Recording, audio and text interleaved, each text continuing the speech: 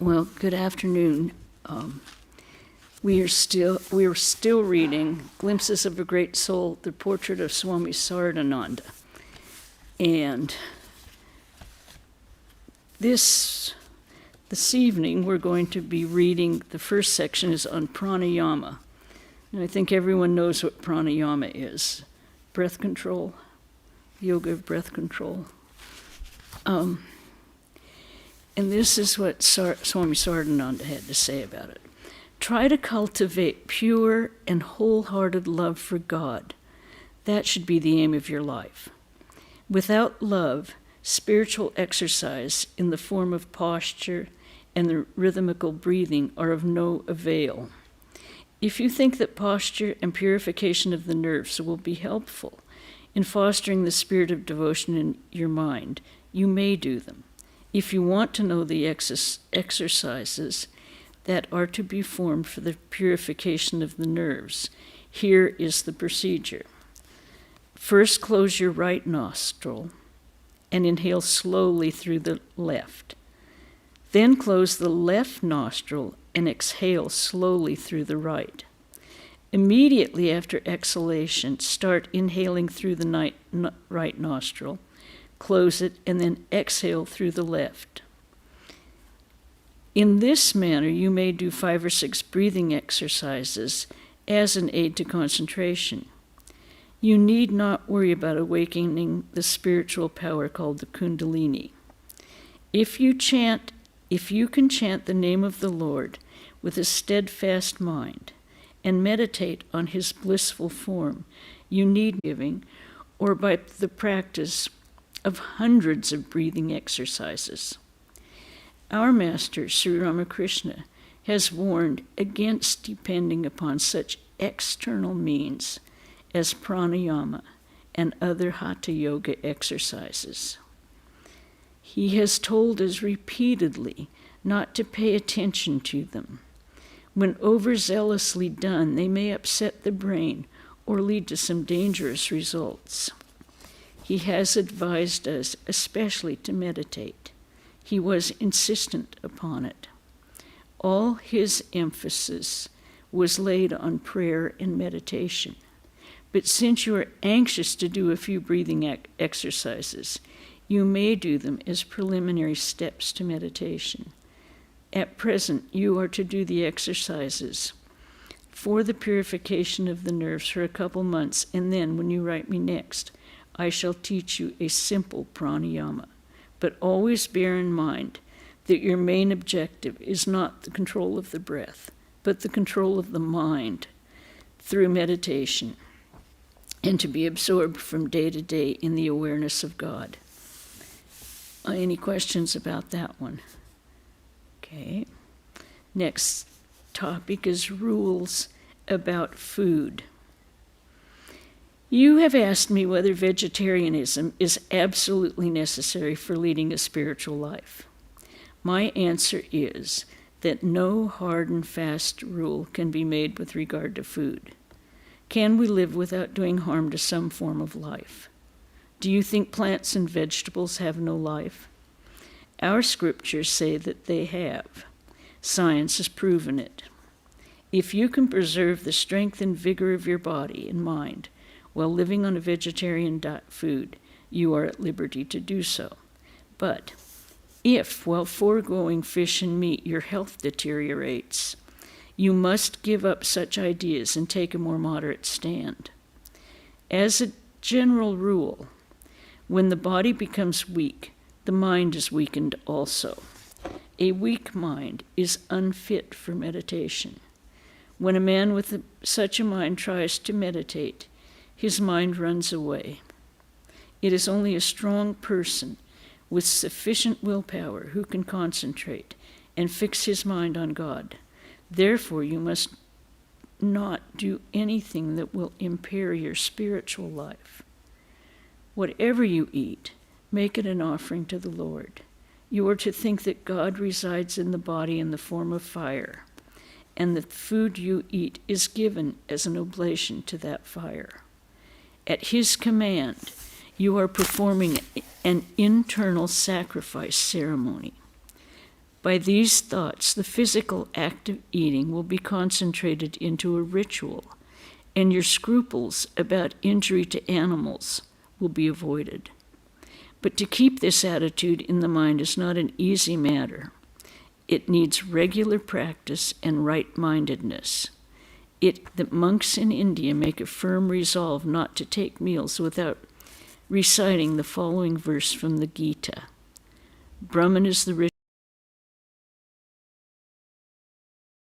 who offers to the fire to this Brahman. If one sees Brahman in every action, one will find Brahman. Okay. Self-effort and self-surrender, the next question. There is no contradiction in the teachings of Sri Ramakrishna. He did not make one rule for all. He used to see the inner tendency of the person and then advise him accordingly.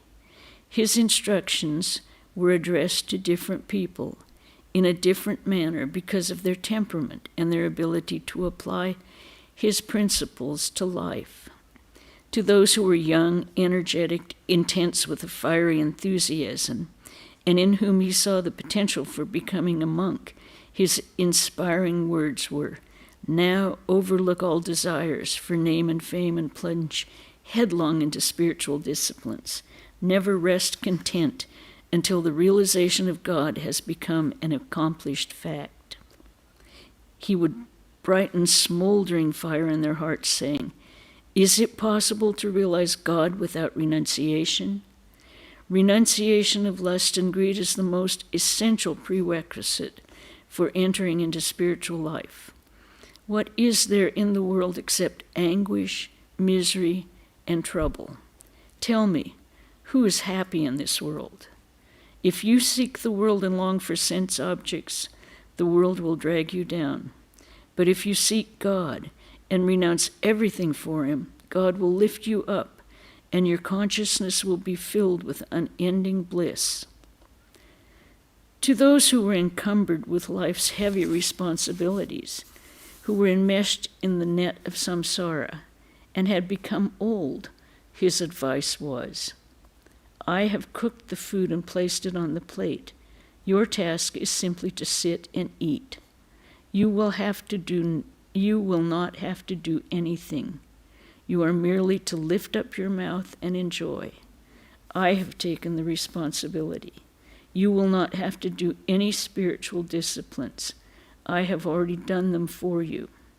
It will be enough if you give me the power of attorney and be at ease." He knew that conditions were not favorable for them to do spiritual practice, and if asked, it would not be in their power to follow his instructions, and so he would advise them to rely on him and take refuge in the Lord. But the difficulty in observing complete self-surrender and giving your power of attorney to the Lord is shown in the story of G.C. Ghosh and Sri Ramakrishna. In later years, G.C. is Girish Ghosh. In later years, when questioned, Girish Ghosh would say, "Did I then ever dream that self-surrender meant so much? Now I find ordinary spiritual discipline has an end at a certain point in time. But this business of self-surrender has no end. One has to be watchful and be always on guard. One must scrutinize at every moment whether even the minutest thought and action arise and are accomplished at the prompting of the Lord or of one's own ego. You have asked me what you should do under your present circumstances. My advice is, perform spiritual disciplines. Do japa and meditate to the best of your ability. You are young. You have many years ahead of you. If you struggle, you will be able to achieve. This is the time for you to be up and doing. So waste no moment. Let not this golden opportunity pass by. If you neglect it now, much will be your repentance in later years. Remember what the Lord says in the Gita. What is man's will, and how shall he use it? Let him put forth its power to uncover the Atman. not hide the Atman. Man's will is the only friend of the Atman. His will also the Atman's enemy. Any questions or comments I'll ask at the end of every one of these little essays. The next one is on action and contemplation. Always try to be busy and keep yourself engaged in good works and in good thoughts. When the mind is idle, all kinds of negative thoughts arise and create trouble. There's an old saying that an idle brain is the devil's workshop. It is too true. The mind abhors a vacuum. It needs to be filled. However, it is necessary to devote some time to silence and contemplation. Repeat his name and meditate in the early hours of the morning, when nature is calm and the stillness can be imperceptibly felt. Do the same thing in the evening at the auspicious moment when the day disappears and the night comes to call all aspiring souls to turn within for prayer and contemplation. The rest of the time you must spend in some kind of activity. The work that you do is to be performed with a right attitude. You must feel that the duties that you are discharging have been entrusted to you by the Lord. You are doing them only to satisfy him and not to satisfy your selfish will. No work is menial. Even scrubbing the floor may be turned into worship if there is the remembrance of the Lord within. He looks into our hearts and judges our actions accordingly. Done sacramentally, every work is an offering to the Lord. He accepts it as he accepts a flower placed at the altar with devotion. There is nothing so powerful to purify the mind as work done unselfishly with a spirit of dedication and service. That is the only way by which you can rid yourself of bad thoughts. Don't you remember the words of Sri Ramakrishna? The more you go toward the east, the more will the west be left behind. I am grieved to learn that you want to retire from your work and go to a quiet place. It seems work has become a hindrance to your spiritual life and is causing you trouble. During meditation, instead of thinking of the Lord, you think of persons you have met or plan different things that you will have to do in the course of the day. You want a drastic remedy. But remember, you may leave work and go into a forest, and still your mind will trouble you. Even there, thoughts of the world will haunt you and will not permit any peace. It is the very nature of the mind to call up impressions that are buried within and to think of pleasant thoughts pertaining to sense objects. To control the mind, to focus your attention to a point on God is an uphill task. It cannot be done in a day. It needs vigilant care and persistent effort. Until you have fully grasped the truth of the statement, the world is unsubstantial and illusory as a dream. The restlessness of the mind is bound to recur. The mind is unsteady because it clings to objects of desire. Desire is like a fire which always craves new sensations. If you ignore its demand, it will burn itself out and be extinguished. Therefore, carry on your meditations without paying any notice to the intrusion of distracting thoughts. Try to impress on your mind that you have no one in the world except the Lord as your companion and refuge. Try to deepen this consciousness by struggle and patient endeavor, and you will find unbecoming thoughts will gradually disappear. If there is a strong attachment for God and a burning desire to realize Him, all other attractions will drop off. In the life of everyone, there comes a time when he feels completely satisfied after prolonged enjoyment of sense objects. At that time, if one comes into contact with a holy man, he feels blessed and prompted to lead a life of spirituality. One becomes dispassionate toward the world by seeing the emptiness of chasing mundane pleasures and clinging to transitory things. Until a man is ready and sees through the appearance of the world, no spiritual instruction will be of any avail. First, the ground must be prepared, then alone will the seeds take root and grow into beautiful plants. Excuse me.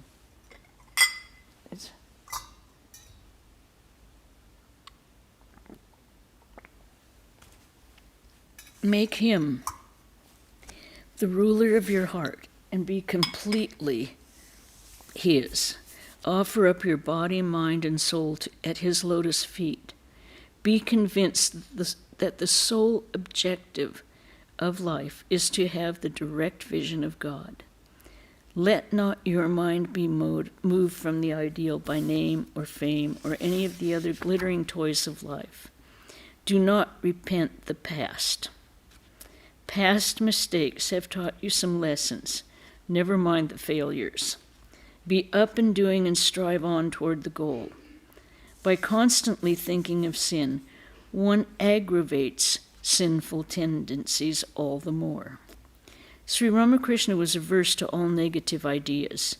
He would say, if a man boldly says there is no poison, even the poison of a snake bite disappears. Repeat unto yourself the idea that you are a child of God and have become pure since the moment you first uttered the name of God. Know for certain that none is completely free from the fetters of lust and greed until he has seen God. Rightly does the Gita say, water continually flows into the ocean, but the ocean is never disturbed.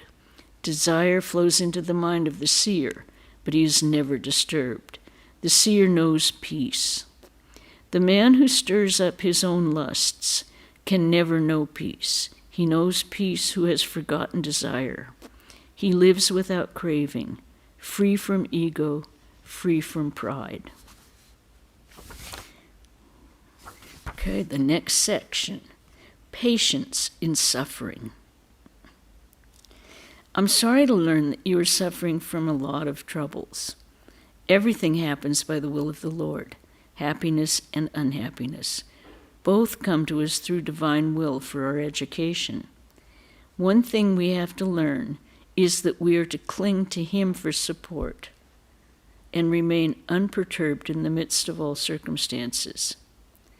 If we view life from another angle, we will notice that it is unhappiness that teaches us more than happiness. It is misery that cleanses our hearts more than enjoyment. In the days of adversity, the mind is naturally inclined toward God more than in the days of prosperity. You must have read in the Mahabharata that Kunti, the mother of the Pandavas, said to Krishna, O Lord, let there be misery, trouble, and misfortune for me always, for I can remember you with constancy of heart when I am in trouble. Weak as I am prone to forget you when I am basking in the sunshine of comfort and pleasure. Sri Ramakrishna used to sing a song describing the anguish of the heart of a devotee when he forgets God. This is one of the beautiful songs of Ram Prasad, which Sri Ramakrishna liked very much. Mother, this is the grief that sorely grieves my heart, that even with thee for mother, and though I am wide awake, there should be robbery in my house. Many and many a time I vow to call on thee, yet when the time for prayer comes round, I have forgotten. Glory and shame, bitter and sweet, are thine alone. This world is nothing but thy play. Then why, O blissful one, dost thou cause a rift in it? Whenever you feel miserable and spiritual life seems dry, you must drive these feelings away by thinking that you are his servant, his child, part of himself, and that your chosen ideal is always there holding you by his hand. You are safe in his care, and nothing but good will come to you in the end. Remembering this, you must pick up strength and banish from your heart all depressing thoughts. Despondency is the greatest obstacle in spiritual life. It saps energy and destroys your ability to struggle. Repeat your mantras several thousand times a day. That will give you strength. If evil thoughts appear, be indifferent to them. They come due to the impressions of previous lives, and it is good that they rise to the conscious plane. It will be easier for you to control them. If your mind is unsteady and you cannot fix it on the Lord, then pray to him with a yearning heart. O Lord, I have no one in the world. Thou alone art my own. Please make my mind steady, for I cannot do it myself, helpless as I am. I take shelter at thy feet. Remember, the Lord listens to every word that you utter, every thought that you think. Whatever you ask of him with sincerity will be fulfilled. If you can surrender yourself to him, you will be at peace. Let him do what he thinks best. True resignation comes only after hard struggle. Only when the wings are tired does a bird sit on the mast of the ship to rest. Have faith in him who never forgets his devotees, even though they forget him. Listen to what Sri Krishna says in the Gita. The Lord lives in the heart of every creature. He turns them round and round by the wheel of his Maya. Take refuge utterly in him. By his grace you will find supreme peace, the state which is beyond all change. Okay. Here we go. We're going to again speak of work. Work as a means to perfection. You have quoted 2 verses from the Bhagavad Gita in order to substantiate your point, but there is no logical connection between them. Sri Krishna is speaking to 2 different things, and their contexts are not the same. The text of the 19th verse of the 3rd chapter states, "Do your duty always, but without attachment. That is how a man reaches the ultimate truth, by working without anxiety about results." Here, Sri Krishna speaks of his special message, the message of karma yoga. If a worker performs his duties properly, and his life embodies the spirit of detachment throughout, he will ultimately gain the highest goal. In other words, he will see God in everything and attain pure knowledge, which will burn all the seeds of karma. He will not be born again, and his soul will merge itself into Brahman at the dissolution of his body. Now let us examine the 19th verse of the 8th chapter of the Gita, the meaning of which you seem to, totally misunderstood. Thus they are seen, O Prince, and appear unceasingly, dissolving with the dark and with the day returning, back to the new birth, new death, all helpless. They do what they must.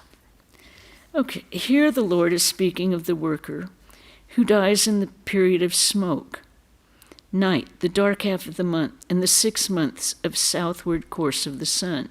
He will go to the lunar light, Chandraloka, and after staying for some time, he will come back in the world to be reborn. From this we can understand that the worker who has not been able to work unselfishly and consequently could not attain illumination through karma yoga, will die in the period mentioned above and will return for rebirth. There are 2 paths for the journey of the soul after death, which are known in the scriptures as the path of the bright ones and the path of the fathers. By the former, the yogi goes to Brahmaloka, remains absorbed in contemplation of Brahman, and attains final liberation at the end of the cycle. An embodied being does not have the right to choose at the last moment which path he is to take. This is decided by the Lord, who has the sole prerogative in this regard. But the Lord is not whimsical. He decides through the law of karma. The cumulative effect of the karmas of the individual's entire life will be a guiding factor in forming the Lord's decision to shape the destiny of the soul for its sojourn through the path of light or the path of darkness. But the karma yogi who has worked with the attitude of seeing inaction in action will attain knowledge that will cut all his bonds and make him free. By the grace of the Lord, he will know that his soul will not go to any place, but will enter into the realm of bliss when the flame of life is extinguished. What is this knowledge? It is the experience of unity, the one ultimate reality that alone exists. Perception of multiplicity is ignorance. Because we have alienated ourselves from him, we are suffering. All troubles will cease when we go back to the center and rest in him. Are you truly separate from him? You feel yourself separate because you think so. Else you are always connected with him in all the three states of consciousness. But mere talking about it will not do. You must realize it. Swamiji used to say, "We know so much that it would have been better had we known a little less." You are to work hard. If you are hungry and someone else eats for you, your hunger will not be satisfied. How hard we worked when we lived in the Bharanagore monastery soon after the passing away of Sri Ramakrishna. Many days went by when we had only one meal a day, and that consisted of rice and salt. There were days when we could not even procure salt, not to speak of vegetables. But we had one single idea: we must realize God. We practiced severe austerities in those days. The impression left by those austerities are so deep that at will we can become absorbed in meditation and forget the world by his grace. You can do that if you struggle with unremitting zeal and continue it for some years. Now my advice is, depend upon God and stand on your own feet. Remember the words of the Upanishads and dive deep into spiritual practice.